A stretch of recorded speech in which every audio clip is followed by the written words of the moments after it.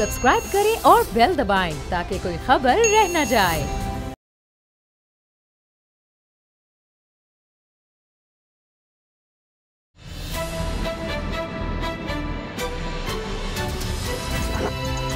अब पता चला। बिस्मिल्लाहिर्रहमानिर्रहीम, अस्सलाम वालेकुम। आप सबको बहुत बहुत ईद मुबारक। आज हमारा ईद का स्पेशल शो है अब पता चला में। आप सबको बहुत बहुत खुशामदीद। उम्मीद है आपकी ईद बहुत बहुत अच्छी गुजर रही होगी, अपनों के साथ मज़े में गुजर रही होगी और गोश्त खाने में और ख़ास तौर पर गोश्त बांटने में गुजर रही होगी। ख़ास तौर पर उन लोगों को तकसीम करने में जो जिनको ये नेमत कम कम नसीब होती है। ख़ुराक का एक बुनियादी हिस्सा हम इसे कह सकते हैं। गोश्त जो है बहुत ज़रूरी है जिस्म के लिए, लेकिन यह है कि आपको पता है महंगाई अब बढ़ती चली जा रही है, ये भी एक दुख है। और उसमें गोश्त खाना भी कोई आसान नहीं रहा। पहले तो हम गरीब की बात करते थे, अब तो मुतवस्सित तबके के लिए भी मुश्किल हो गया है। तो ऐसे लोगों को उम्मीद है कि आप सब बहुत याद रख रहे होंगे जब भी आप गोश्त तकसीम कर रहे हैं। तो आज हमने स्पेशल शो में एक स्पेशल मेहमान को भी इनवाइट किया है, उनसे भी आपका तारुफ़ करवाएंगे। और जो हमारी टीम रोज़ाना आपके सामने होती है, आपसे बातें करती है, वो तो है ही, यानी मेरी मुराद है असद खरल साहब और बाबर डोगर साहब, दोनों हैं। लेकिन आज हमारी स्पेशल मेहमान है आयशा नासिर साहिबा, जो कि न्यूट्रिशनिस्ट हैं। तो आज मैं असद खरल और बाबर डोगर साहब की इजाज़त से सबसे पहले मैं चाह रहा हूँ कि आयशा साहिबा से हम बात शुरू करें। बहुत शुक्रिया आप तशरीफ़ लाई हमारे प्रोग्राम में। हर तरफ ये सवाल होता है बुनियादी कि आज जनाब हर तरफ गोश्त का चर्चा है और लोग बस खा रहे हैं और जितना खाया जाएगा खा लेंगे, फ्रीज़ करेंगे। ये बताएं कौन सी ऐसी बातें हैं गोश्त खाते हुए जिनका हमें ख्याल रखना चाहिए। एक तो यह है कि हम कोशिश करते हैं बस अब छोड़ दो, अब गोश्त है, बस गोश्त खाते चले जाओ। तो किन चीज़ों को जहन में रखना चाहिए ईद कुर्बान पर? देखिए, ईद कुर्बान के अलावा भी अगर आप बैलेंस ले आते हैं ना अपनी लाइफ में, तो सब चीज़ें वैसे ही बेहतर हो जाती हैं, चाहे वो डाइट से रिलेटेड हो, चाहे वो हेल्थ से रिलेटेड हो। तो बैलेंस अपनी लाइफ में लेके आएँ और ईद पे भी लेके आएँ। बैलेंस डाइट का इस्तेमाल करें, सिर्फ गोश्त नहीं, गोश्त के साथ सैलड्स का इस्तेमाल जो ईद पे बिल्कुल नहीं होता। सब्जियां कोई भी नहीं खाता ईद पे। अगर खानी भी है तो फैंसी सैलड जिसके ऊपर ज़्यादा सारे क्रीम्स वगैरह डली हुई हैं या ज़्यादा सारी ड्रेसिंग हुई हुई है, उसकी फॉर्म में खानी है। तो कोशिश ये करें लंच और डिनर में कम से कम 1 कप सैलड ज़रूर लें और सिर्फ वेजिटेबल्स होनी चाहिए उसके अंदर, कोई ड्रेसिंग उसके ऊपर इस्तेमाल ना की गई है। बिल्कुल सादा जो सब्जियां हैं उनका आप इस्तेमाल करें। बिल्कुल 1 कप वो इस्तेमाल ज़रूर करें। उसके साथ 2 से 3 बोटियाँ एक वक्त में खाएँ। 2 से 3 मेरे जैसे बंदों के लिए देखें यूरिक एसिड का 5 मिनट बाद रिपीट होगा। 2 से 3 खा के फिर 5 मिनट हरगिज़ ऐसा नहीं करना। नाश्ता भी है, अगर हमारे यहाँ मैंने देखा है कि नाश्ता ही कलेजी से हम शुरू करते हैं, ये भी बिल्कुल गलत है। हमें नाश्ता जो है वो थोड़ा हम सादा कर सकते हैं। लंच और डिनर चले हम फैंसी कर लें कि त्यौहार है हमारा, ज़ाहिर है रोज़ ईद नहीं आती। तो लंच और डिनर में भी अगर आपने गोश्त खाना है, सैलड से शुरू करें, फिर गोश्त की 2 से 3 बोटियाँ, साथ में रोटी हो गई या चावल जो भी घर में पका हुआ है। उसके साथ ज़रूरी है कि मिंट सॉस ली जाए, क्योंकि मिंट डाइजेशन में हेल्प करता है। डाइजेशन में वो एड करेगा। योगर्ट में डाल के ले सकते हैं या वैसे सादा पुदीने की चटनी डाल के ले सकते हैं। उसमें मिर्चें मत डालें क्योंकि ऑलरेडी स्पाइसी फूड हम खा रहे हैं, हमारे वो कोरमे वगैरह जो हैं वो चल रहे होते हैं। फिर स्नैक्स में जो मीठा आपने खाना है, ज़ाहिर है ईद का मौका है, शीर कोरमे के बगैर तो गुजारा नहीं। वो खाने के फ़ौरन साथ ना लें, स्नैक्स में ले लें ताकि एकदम बहुत ज़्यादा हेवी ना हो जाए। और रात का खाना भी इसी तरह खाएं, लेकिन सोने से 3 घंटे पहले। और इसके साथ पेपर 3 घंटे पहले सोने से जनाब ये बड़ा अहम है। 3 घंटे पहले सोने से हमारे जैसे जो रात 12 बजे तो फारिग होते हैं हम शो से। असद खरल साहब, हम क्या करेंगे रात 12 बजे? तो आप 9 बजे खाना खा लें, घर जाके चलें, थोड़ा बहुत आपने मीठा खाया या फैमिली के साथ जो थोड़ा बहुत है वो खा लिया। जो हेवी आपका मील है वो 9 बजे हो जाए। चलें कबाब वगैरह बने हुए हैं या कोई हल्का सा स्नैक है तो वो आप 12 बजे जाके ले लें विद मिंट सॉस अगैन। और उसके साथ आप कोशिश करें पेपरमिंट टी में 1 चम्मच सौंफ डाल लें, 1 छोटी इलायची और 3 से 4 पुदीने के पत्ते डाल के, वो डाइजेशन में बहुत हेल्प करेगा। एसिडिटी का मसला हो जाता है या कोई भी मसला हो जाता है ज़्यादा गोश्त खाने की वजह से, तो उसमें ये काफ़ी हेल्पफुल साबित होगा। 3 चीज़ें अभी और भी बहुत से सवाल हैं हम करेंगे, हम साथ बातें भी करते रहेंगे। तो 3 बुनियादी चीज़ें जो मुझे समझ आई हैं, एक तो दही का इस्तेमाल लेकिन सादा, और फ्रेश सब्ज़ियाँ और वो भी सादा, उसमें आपने मज़ीद कुछ इस्तेमाल नहीं करना। और इसके अलावा आपने पुदीने का और पेपरमिंट टी आप कह रही हैं, वो भी सादा आपने, यानी जिस तरह कहवा जिसको हम कहते हैं, बिल्कुल चीनी नहीं डालनी उसमें, इसका आप इस्तेमाल करें। लेकिन 2 से 3 बोटियाँ उन्होंने कहा। यही बात है कि आयशा नासिर इतनी स्मार्ट हैं और हम जो तीनों का ये हाल है। अच्छा खैरल साहब, ये कर पाएंगे आप अगले, अब ईद तो अब एक दफ़ा तो हो गया, आपने सुबह खा लिया या दोपहर को, अब आगे आपकी रूटीन क्या रहती है ईद पर? देखिए, हम तो रूटीन में भाग दौड़ भी होती है और थोड़ा सा अवेयरनेस भी है, लेकिन मैं समझता हूँ कि जिस तरह लोग ये समझते हैं कि ज़्यादातर हमने देखा है ट्रेडिशन जो ईद के अंदर के गोश्त का बहुत ज़्यादा स्टॉक ज़ख़ीरा कर लिया जाता है और ज़ख़ीरा करके अब उसको ज़ाहिर बात है उसकी डिस्पोजल भी करनी है। मैं अर्ज़ करूँ डीप फ्रीज़र फ्रिज जो है उनकी ख़रीदारी गालिबन मेरा ख्याल है बढ़ जाती है कि जी ईद आ रही है तो पुराना दे दो नया ले लो के जनाब। ये घरों में ऐसा होता है ईद के करीब जो है डीप फ्रीज़र ट्रिपलेट जो है बड़े बड़े आते हैं और 2-2 3-3 भी बकरे करते हैं, 4-4 भी बकरे करते हैं, लेकिन मजाल है कि वो किसी को उसकी हवा भी लगने दे। मतलब ये मैं समझता हूँ कि ईद कुर्बान एक जो जज्बा है जो उसका पर्पज़ है, उसामा साहब मुझे नहीं समझ आती कि इसका क्या पर्पज़ है कि आपने अगर 4 बकरे लेके उसको ज़िबा किया और आपने स्टॉक कर लिया है और आपने जो अगर उसका वेस्टेज जो समझते हैं आपकी जिसको आपने यूज़ नहीं करना, जिस तरह फेफड़े हो गए, उसकी अंतड़ियाँ वगैरह, चर्बी वगैरह जो आप नहीं खाना चाहते, जो आपको ना पसंद है, वो आप छोटा मोटा दे के शो ऑफ करते हैं कि ये हमने बांट दिया, बाकी सारा आप स्टॉक कर लेते हैं। और ये अगर आपने करना है तो उस कुर्बानी का क्या फ़ायदा? कुर्बानी तो है आपने जज्बा एहसास जो हमसाए हैं, जिस तरह आपने बात की स्टार्ट में कि आज गोश्त 1100-1200 रुपये पर केजी है, लोगों के लिए अफोर्डेबल नहीं है। हमने आबादियों में देखा है, महलों में देखा है, मुख्तलिफ पोश इलाकों में भी, दूसरे इलाकों में भी, कि लोग जो गरीब, तो कुछ लोग तो चले झोंपड़ियों वाले हैं जो गरीब हैं, जिनको शर्म नहीं है, वो घरों में दरवाजे नॉक करके वो ले लेते हैं। ज़्यादा इसके अंदर वो लोग विक्टिम बन जाते हैं ईद के दौरान, ना तो ईद के दौरान वो गोश्त ले सकते हैं ख़रीद के भी, घरों से वो मांगते नहीं हैं। बहुत सारे लोग ये समझते हैं और ये बड़ी एक अलमिया है कि वो समझते हैं कि साथ वाले घर ने या तीसरे घर ने बकरा किया होगा। अब नॉर्मली डबल स्टोरी होती है, नीचे वालों का बकरा है, ऊपर वाला किसी को क्या डिस्क्रिमिनेशन है, तो वो उन्होंने नहीं किया होता, लेकिन वो शर्म के मारे किसी को बताते ही नहीं कि हमने कुर्बानी नहीं की, ना वो किसी से मांगने जाते हैं, ना उनको कोई भेजता है।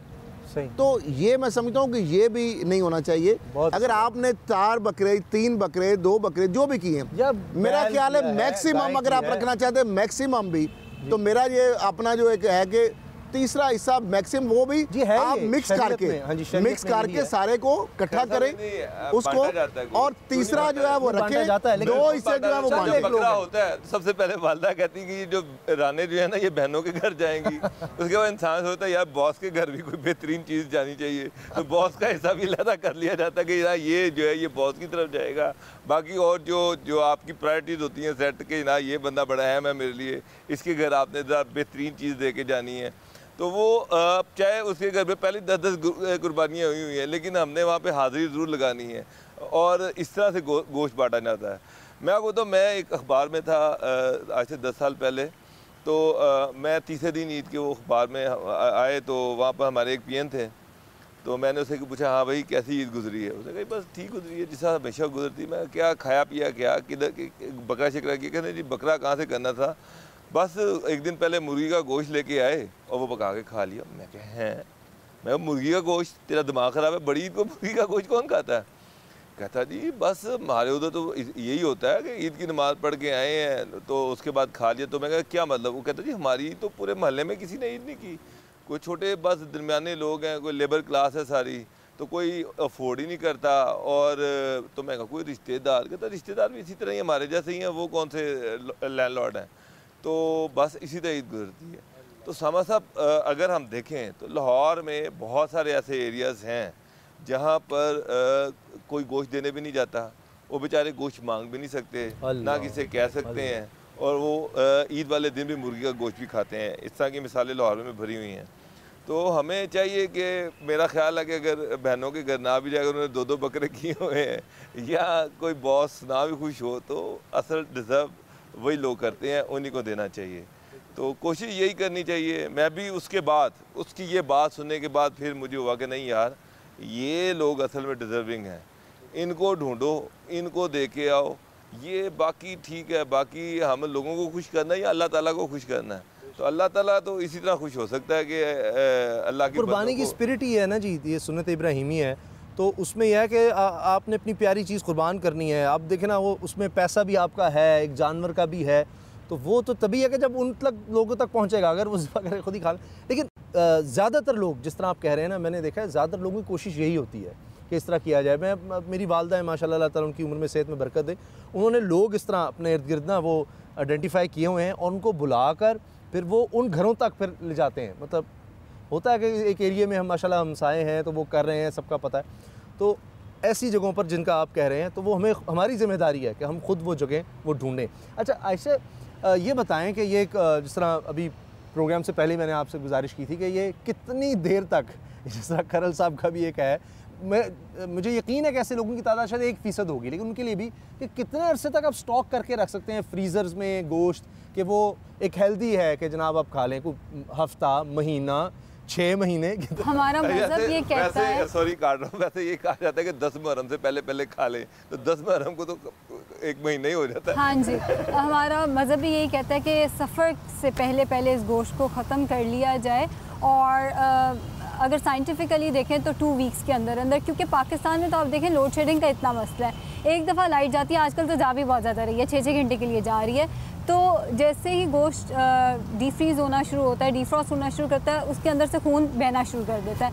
अब खून बह के फ्रीज़र में और भी बहुत सारी चीज़ें पड़ी होती हैं जो कुक नहीं होनी, जैसे आइसक्रीम हो गई, या आपने कोई फ्रूट फ्रीज़ किया हुआ है, मैंगोज़ फ्रीज़ किया हुआ है, कोई भी चीज़ आपने उसके ऊपर अगर गिर जाता है तो ये डेथ तक कॉज कर सकता है इसके अंदर जो बैक्टीरिया, क्योंकि वो कुक नहीं हुआ उसके बाद, अगर ये किसी भी दूसरी चीज़ पे गिर गया। और अगर आपने बहुत एहतियात भी की है, खून नहीं भी गिरने दिया, तो भी उसके अंदर बैक्टीरिया तो है खून के अंदर, वो इन्फेक्शन फैलने का चांसेस ज़्यादा है, क्योंकि बैक्टीरिया की ग्रोथ तो चल रही है उसके अंदर। आप क्या सजेस्ट करती हैं, गोश्त को अच्छी तरह धोया जाए, उसके बाद उसको फ्रीज किया जाए? गोश्त को जितना मर्जी आप धो लें, या तो उसको बहुत देर लटकाया जाए कि सारा खून उसके अंदर से निकल आए, उसके बाद उसको वॉश करके। जब गोश्त ज़िबा होता है बकरा, तो सबसे पहले होता है भी वो खाल उतारते नहीं है, तो वो घर से शोर मचना शुरू हो जाता है, जी वो कलेजी कहाँ से गई, फौरी तौर पर उसको निकालें। और जनाब वो फौरी तौर पर कलेजी दी और घर दी और उन्होंने वैसे पकानी शुरू कर दी। तो कुछ लोग कहते हैं नहीं, गोश्त को सुखाना चाहिए, उसको सूख जाए तो बैक्टीरिया मर जाता है। तो आपका क्या ख्याल है कि ये जो एकदम जो गीला गोश्त है जिसके अंदर भी पानी नमी है, तो उसको पकाने से कोई हर्ज? देखिए, अगर पका लिया है तो बैक्टीरिया तो ऑलरेडी मर जाएगा, क्योंकि इवन टाइफाइड का बैक्टीरिया भी कुकिंग को सर्वाइव नहीं कर सकता, तो पकाने से मर जाएगा। लेकिन क्योंकि उसके अंदर ब्लड है, तो वो आप देखें थोड़ा हेवी होता है। आम रूटीन में जो आप लेके आते हैं गोश्त, वो इतना हेवी भी नहीं होता और उसके अंदर एक ख़ास फ्लेवर भी नहीं होता। कुर्बानी के गोश्त का एक ख़ास फ्लेवर है, वो आप खाते हैं आपको पता चल जाता है ये कुर्बानी का गोश्त है, क्योंकि उसके अंदर से ब्लड सही से किसाई के पास टाइम नहीं होता असल में कि वो उसको 5-6 घंटे लटका के और फिर उसको स्लॉटर हाउस में टेस्ट में डिफरेंट होता है। कसाई का देखें, मैं हर दफ़ा कई दफ़ा सोचता हूँ, पिछले साल से रेट बढ़ जाता है कि अब कहीं से कोई सीख लूँ, कोई यूट्यूब के थ्रू या किसी कसाई के साथ 1-2 दिन लगा कर के खुद सर 5-5, 6-6 हज़ार रुपया इस वक्त तो हो गया हुआ जनाब की कसाई एक बकरे के लिए। एक तो कसाई का, एक तो पैसों का मामला है उसामा साहब। दूसरा ये होता है कि उसने बुकिंग जिस तरीके से, जिस तरह डॉक्टर नॉर्मली, आपको पता है आजकल डॉक्टर्स की भी टाइम लेना भी मसला है, फीस भी भारी है, लेकिन फिर भी इस तरह कसाईयों से टाइम लेना, एक तो दर्जी जो जरगर सुनियारा जो है ज्वेलर्स, और डॉक्टर जो है, इस तरीके से ईद के दिनों के अंदर ख़ास तौर पर बड़ी ईद पे कसाई से टाइम तो आप ले लेते हैं, वो हर बंदे को कमिटमेंट करता जाता है। जैसे दर्जी कहता है बिल्कुल आपको मिल जाएंगे कपड़े, और उसके बाद जो तमाशा कसाई पे आप कंप्रोमाइज नहीं कर सकते।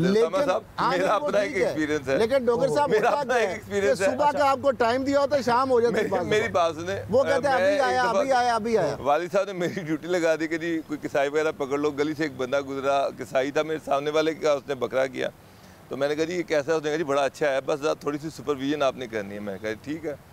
मैंने जनाब उसको बकरा दिया, वो उसने जनाब उसको ज़िबा किया, गर्दन उतारी साइड पे, चारों उसकी वो टांगें उतारी साइड पे।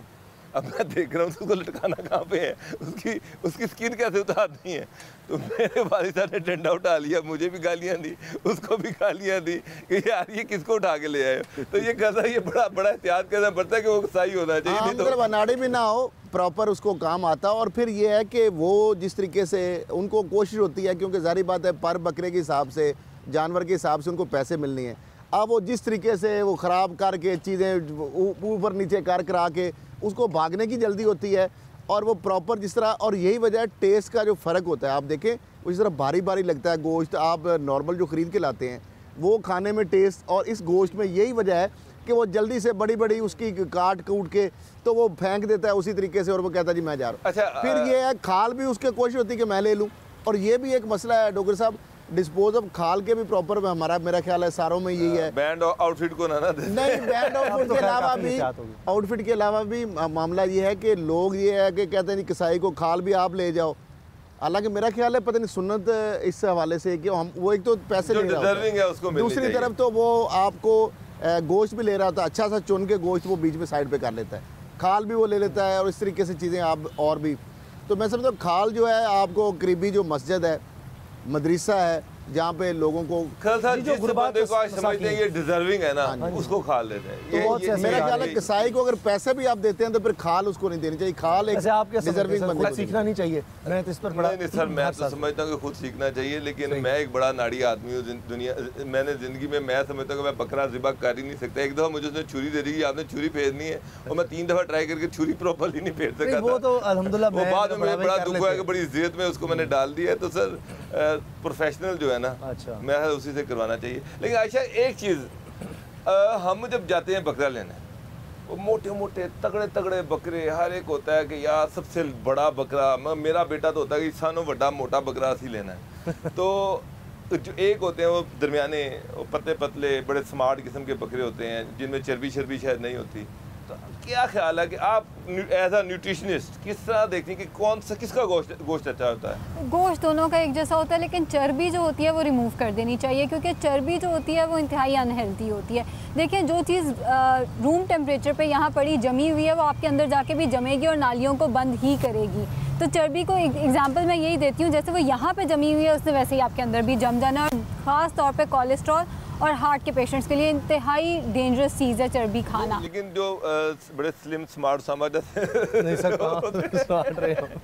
उनका कहते हैं कि उनका पिंक गोश्त होता है, जितना बड़ा होता है उसका रेड मीट होता है, उसमें कोलेस्ट्रॉल उससे ज़्यादा हो जाता है और वो बीमारियां ज़्यादा प्रोन है। चर्बी का फ़र्क आ जाता है ना, क्योंकि कोलेस्ट्रॉल गोश्त का कोई फ़र्क नहीं, गोश्त का चर्बी का ही फ़र्क। हाँ जी, प्रोटीन का कोई फ़र्क नहीं है, लीन मीट का कोई फ़र्क नहीं है, बोटी का कोई फ़र्क नहीं है। जो चर्बी आती है, जो फ़ैट आता है, ये उसका फ़र्क है, और इसीलिए बीमारियाँ भी उसके साथ आ रही हैं, क्योंकि फ़ैट तो अपने साथ सारी बीमारियों की काइंड ऑफ जड़ ही आप इसको कह सकते हैं कि उसने हार्ट के मसले भी लेके आने हैं, उसने कुछ हद तक डायबिटीज़ और हाइपरटेंशन को भी, उसने ब्लड प्रेशर जिसको हम कहते हैं उसने उसको भी इफेक्ट करना है। अच्छा क्या है जो रेसिपी है खाने की, मतलब गोश्त क्या चावलों के साथ बनाया जाए, बारबेक्यू टाइप किया जाए उसको? सबसे अच्छा तो ये है उसको ग्रिल करके उसके ऊपर पेरी पेरी सॉस डाल लें, क्योंकि ग्रिल करने से पेशेंट यही कंप्लेंट करते हैं कि ग्रिल करने से उसमें एक स्मेल आती है। तो आप उसके ऊपर पेरी पेरी सॉस डालें, उसमें कैलोरीज भी कम है, बहुत हेल्दी चीज़ है। सॉसेस में सबसे अच्छी पेरी पेरी सॉस, फ्लेवर भी उसका स्ट्रॉन्ग होता है। या चाट मसाला और लीमू उसके ऊपर डाल दें ग्रिल करके, भूने मत उसको, क्योंकि वो ऑलरेडी बहुत हेवी है, उसमें मज़ीद ऑयल डाल के और मिर्च मसाले डाल के उसको भूने मत, बस ग्रिल कर लें उसको, या बारबेक्यू भी किया जा सकता है उसको। इस तरह फ्राई है, या आप उसको जिस तरह आपने पहले कहा कि शायद हम कोरमे और निहारी क्या क्या वो मत ज़्यादा उसको ना रखें, नहीं सादा रखें। जितना सादा रहेंगे उतना अच्छा होगा। सामा साहब आप क्या पसंद करते हैं? मगर जब गोश्त बनता है तो पहले दिन सबसे पहले आपकी क्या डिमांड होती है कि आपको मेरा कलेजी वगैरह मिलनी चाहिए या कोई कढ़ाई गोश्त क्या? सर वो गालिब के हवाले से किस्सा मशहूर है कि उनको आम बड़े पसंद थे, तो किसी ने कहा कि जी आपको आम कैसे पसंद है या कौन से पसंद? तो गालिब ने कहा जी मीठे हों और बेतहाशा हों।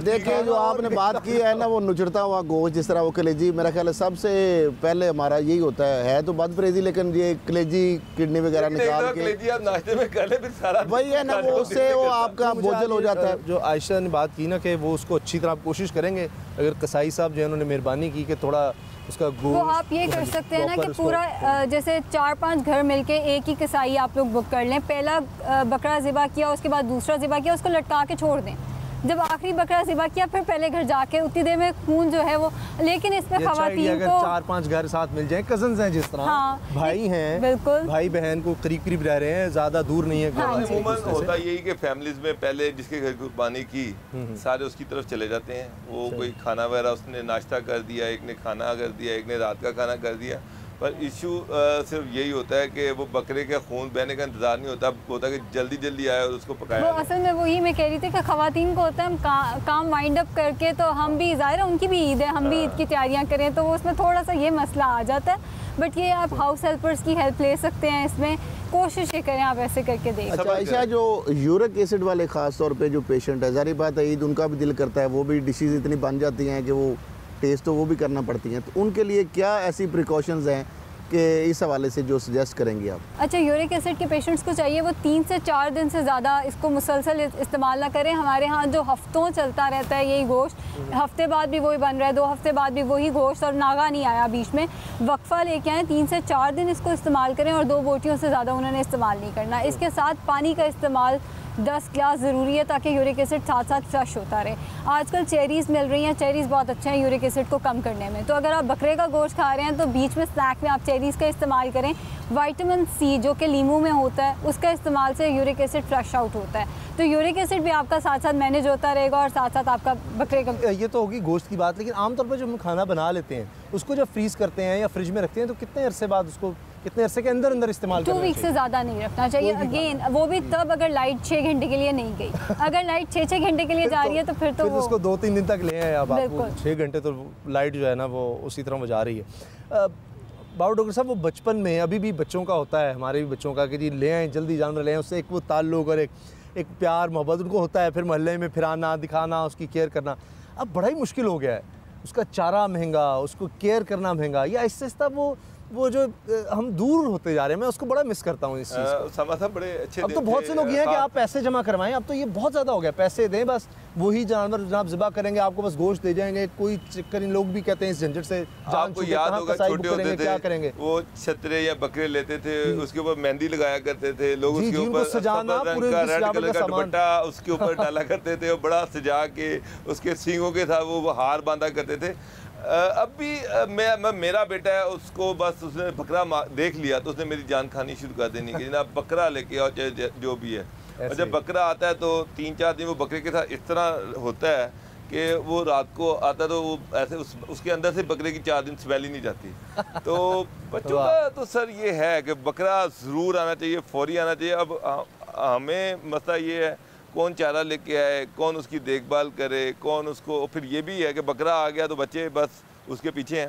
हाँ जी, फिर उन्हें ना कुछ सुनना है, ना कुछ पढ़ना है, ना कुछ देखना। और ज़्यादा डर यही होता है कि यार कोई बकेरे ही ना लग जाए, ये बीमारी ना हो जाए।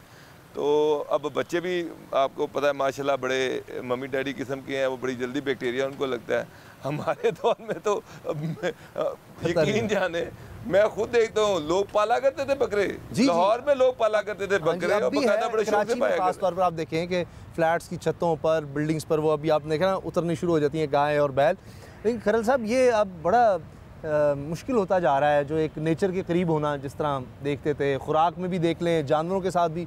हर घर में शायद अब से 50-60 साल पहले आपको घरों में कोई ना किसी न किसी का पेट कोई जानवर मिल जाएगा। 100 साल पहले तो होता ही था, लाइफस्टाइल। मतलब मैं समझता हूँ कि जो लोग कुर्बानी देते थे ना गांव में छोड़ के शहरों में, अभी तो ट्रेंड कम हो गया, लेकिन गांव में भी और शहरों में भी मेजॉरिटी ऐसे लोग होते थे कि हर दूसरे चौथे घर में जो कुर्बानी करते थे, वो कुर्बानी से कई महीने पहले ही आपको नज़र आना शुरू हो जाते थे जानवर, बड़े छोटे।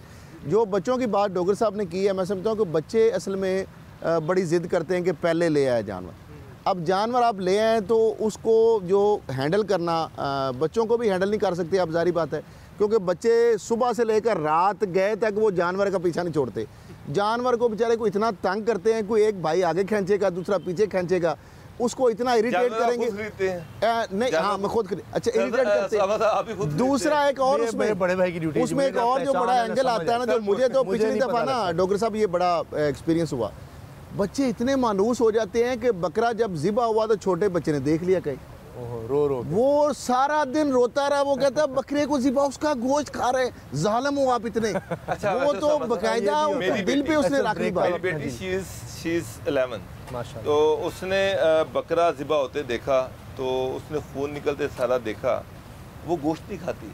अभी वो बच्ची है लेकिन उसने आज तक गोश्त नहीं खाया। वो घर में गोश्त पकता वो नहीं खाती। वो हम उसे कहते हैं कि ये घर में कहाँ से सब्जी खोर आ गई।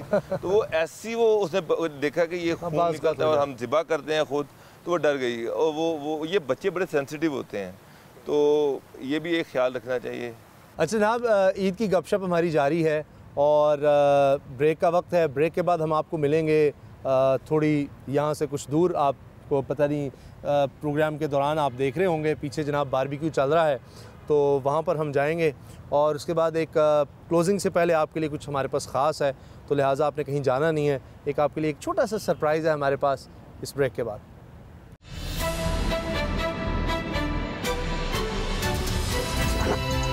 अब पता चला।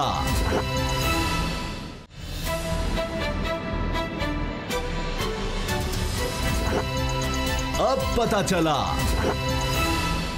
आप सबको एक दफ़ा फिर बहुत बहुत ईद मुबारक। ब्रेक के बाद अब पता चला पूरी टीम आपके साथ है और बारबेक्यू हो रहा है और मुझे भी बहुत ज़्यादा शौक़ है बारबेक्यू का और हर दफ़ा ईद पर ये मैं सोचता हूँ, मेरी वाइफ मुझे कहती है कि ले आएँ और ख़ुद बनाएं, हम मिलकर बनाते हैं करते हैं, लेकिन फिर सुस्ती हो जाती है।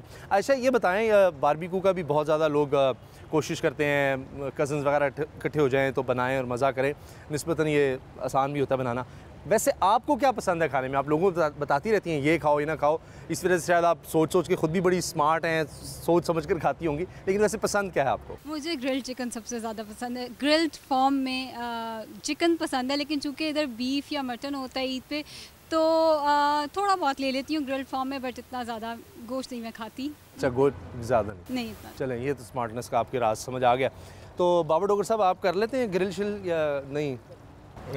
खा लेता हूँ सर, बड़े शौक से। बारबेक्यू को कज़न वगैरह इकट्ठे होकर इस तरह से होता है? वो करते हैं। अच्छा। बंदा हायर कर लेते हैं और अच्छा। वो सारा तैयार करता है और हम शौक से खाते हैं और गपशप। और अक्सर रात को ईद के दूसरे दिन सारे कज़न वगैरह हम साथ एक ही गली में रहते हैं, तो ये लाजमी ये हिस्सा है ईद का, तो उसमें एंजॉयमेंट होती है, बस गप्पे शप्पे। हाँ, उसका एक मज़ा है। सब असल में गेट टुगेदर होता है, सब मिलकर बहुत मज़ा आता है। अच्छा खरल साहब, आप बताएं कि ये मुझे तो याद है हमारे कज़न हैं, वो इस्लामाबाद शिफ्ट हो गए हुए हैं, उनको ख़ुद बनाना आता था क्योंकि वो इसी शोबे से वाबस्ता थे, लोगों को ट्रेन करना।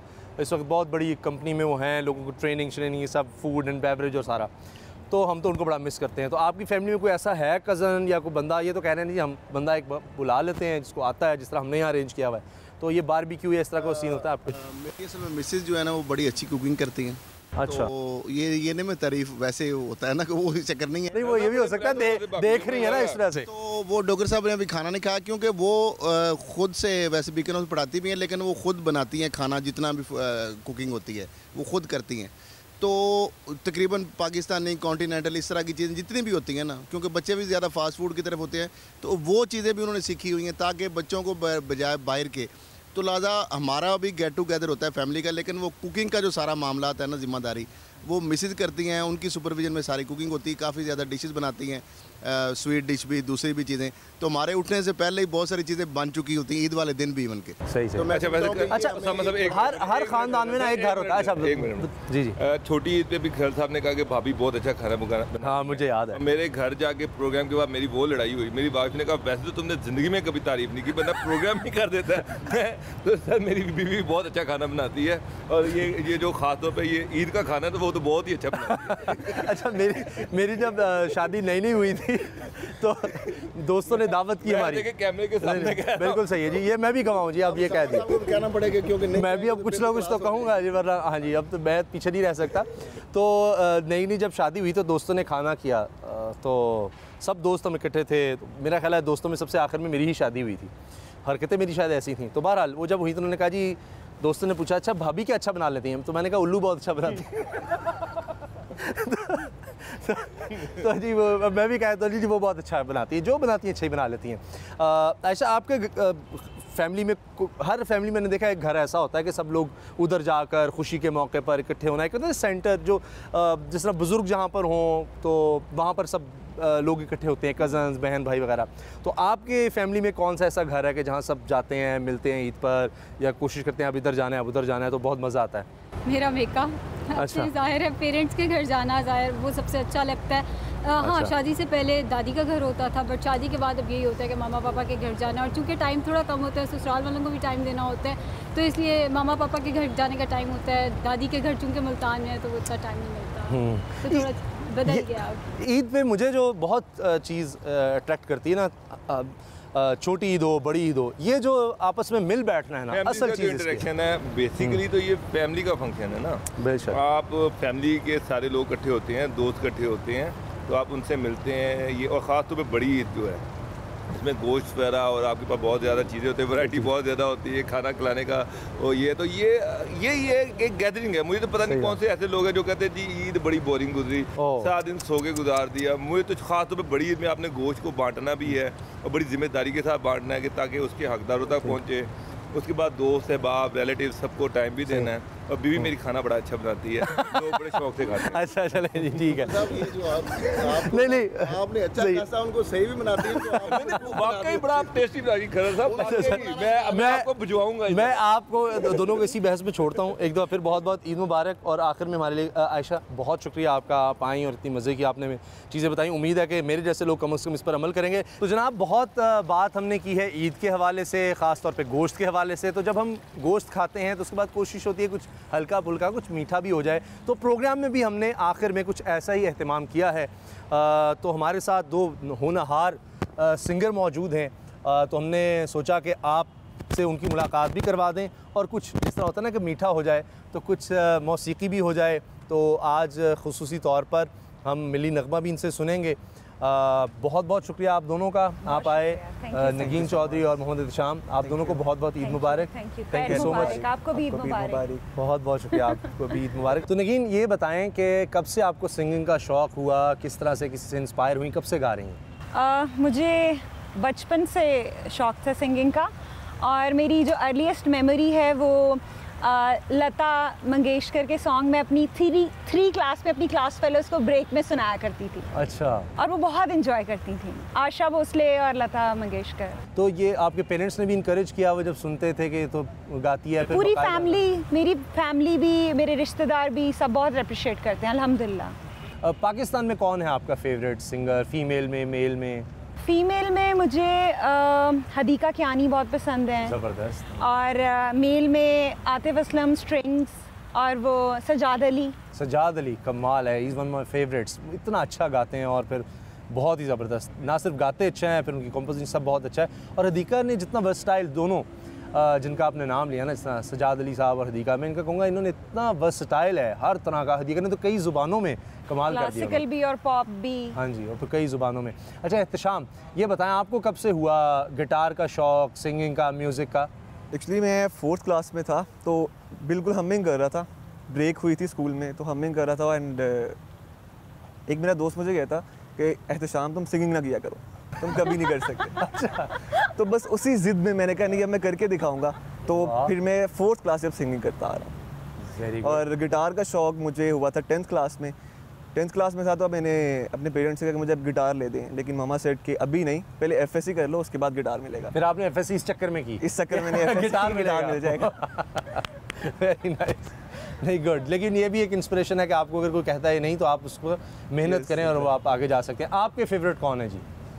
फेवरेट मेरा तो आतिफ असलम है, लेकिन इस वजह से को गिटार भी बजा लेते हैं सिंगिंग के साथ, ये वजह है या ये भी कि वो सिंगिंग नहीं? अब देखिए वो उन्होंने पाकिस्तान में तो नाम कमाया ही है, लेकिन बॉलीवुड में जाकर भी उन्होंने अपना बहुत नाम कमा लिया हुआ है, कोई शक नहीं। तो इसीलिए मेरा फेवरेट आतिफ है। और लेजेंड वो फिर नुसरत फ़तेह अली खान साहब तो हैं। कमाल है, नुसरत खान जी, बिल्कुल कोई शक नहीं, वो तो हम सब के फेवरेट हैं। और ऐसे मौक़ों पर हमें लेजेंड्स भी याद आते हैं और हमारी मेमोरीज़ का हिस्सा हो जाते हैं आज भी। लेकिन आर्टिस्ट का एक अच्छा होता है कि वो अपना जो काम है ना वो उनका याद रहता है और उनको सुन के उनकी एक याद वो ताज़ा रखते हैं, तो फ़नकार की एक बड़ी बात होती है। अच्छा, अब चूँकि मौका भी ईद का है और फिर आपको पता है यौम आज़ादी भी करीब है, उसी वही एक पाकिस्तान में माहौल भी बना हुआ है और वही झंडियाँ हम हर तरफ देख रहे हैं और सारा सेलिब्रेशन, साथ साथ कश्मीर का जिस तरह इस वक्त है, तो एक कौम हमें मुत्तहिद नज़र आ रही है और कश्मीरियों के भी हम साथ हैं, वो भी हमें देख रहे हैं। तो मैं चाह रहा हूँ कि ईद के इस मौके पर सिंगिंग ही है तो कुछ हम मिली नगमा एक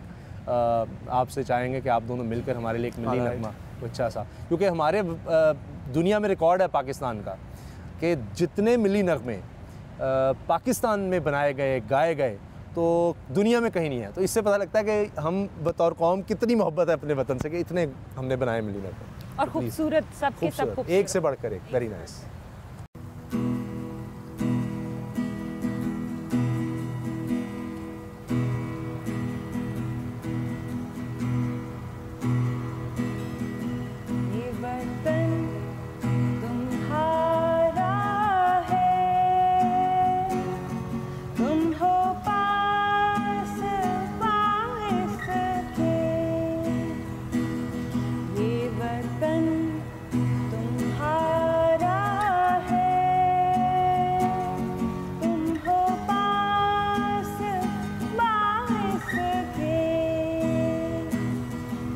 चमन तुम्हारा है,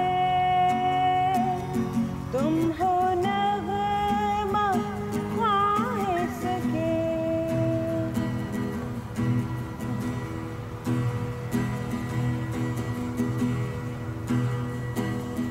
इस ज़मीन की माटी में खून है शहीदों का, अर्ज़ पाक मरकज़ है कौम की उम्मीदों का। नज़्म ज़ब्त को अपना मीर कारवां जानो, वक्त के अंधेरों में अपना आप पहचानो। ये वतन तुम्हारा है, तुम हो पास वारिस के। ये चमन तुम्हारा है, तुम हो नगमा ख्वाहिश के। बहुत अच्छे, वेरी नाइस, वेरी नाइस। बहुत शुक्रिया। Thank you. और वही जिस तरह आपने कहा ना कि इतने खूबसूरत नगमे हैं, मिली नगमे हमारे, एक से बढ़कर एक है, और उनमें मेरा ख्याल है वन ऑफ द टॉप ये जो है। और इसमें जो शायरी है, जो अंदाज़ है, और जिस तरह इसको गाया गया, बनाया गया, आई थिंक दैट्स अमेजिंग। एक से बढ़कर एक है, और वतन की मोहब्बत का जज्बा नज़र आता है। और मेरा ख्याल है वो नौजवानों के लिए जिसमें पैगाम है, जिन्होंने आगे लेकर जाना है, तो उनके लिए भी। तो बहुत शुक्रिया आपका Thank you so नगीन much. और एहतशाम आप दोनों का। Thank इसी you. तरह आप खुशियों के साथ ईद मनाते रहें। आप सबका भी बहुत बहुत शुक्रिया। उम्मीद है आप सबकी ईद बहुत अच्छी गुजर रही होगी। दुआओं में आप सबको याद रखें, पाकिस्तानियों को, कश्मीरियों को, सबको। और हमें दुआ करनी चाहिए कि हमारे कश्मीरी भाई भी इसी तरह से इंशाअल्लाह जो अगली ईद है वो आज़ाद फ़ज़ाओं में मना रहे हों। यही हमारी दुआ है। इजाज़त दीजिए, अल्लाह हाफ़िज़।